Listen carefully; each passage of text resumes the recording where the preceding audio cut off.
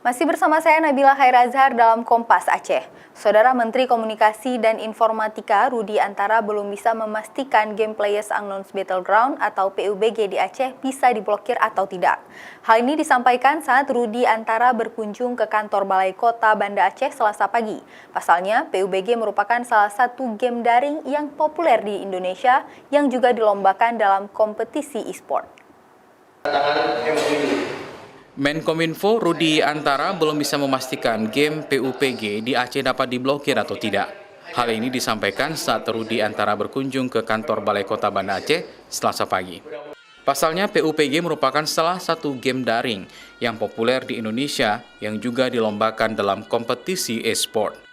Dengan munculnya fatwa haram terhadap PUBG yang dikeluarkan oleh Majelis Permusyawaratan Ulama Aceh, Rudi menilai perihal ini perlu dikaji lebih lanjut dan harus didiskusikan kembali bersama pemangku kepentingan di Aceh.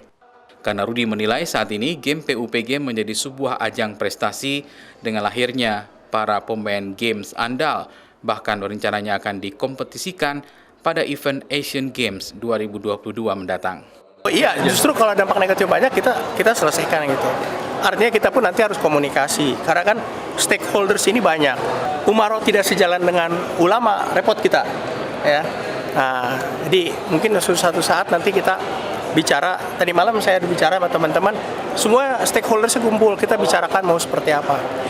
Namun lebih lanjut, Rudi Antara menyatakan ketidaksetujuannya kepada pemain games yang menggunakan waktu berlebihan dan berdampak negatif terhadap dirinya dan orang lain.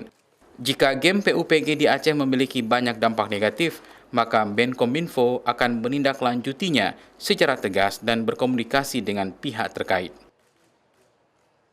Nova Misdayanti, Kompas TV, Banda Aceh.